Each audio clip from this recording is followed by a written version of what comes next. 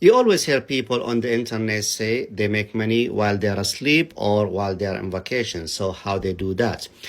It's very simple. They take advantage of technology. First, they set up a funnel. A funnel is just a fancy name for one page of a website.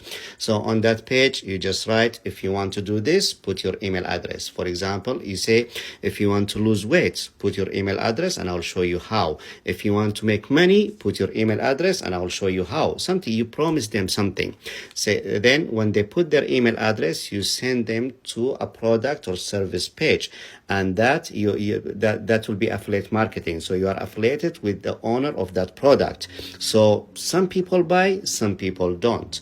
For people who don't buy, at that point, you got their email address already. So you send them automated emails. Again, these emails are automated. You write this email or you hire somebody to write for you 10 emails, 8 emails. Then anybody who visits that page, the emails will be sent automatically. So everything is automatic. Everything is just done. You set it up once and it will work for you forever. That's why even at night when you go to sleep, that funnel and email sequence will be working for you.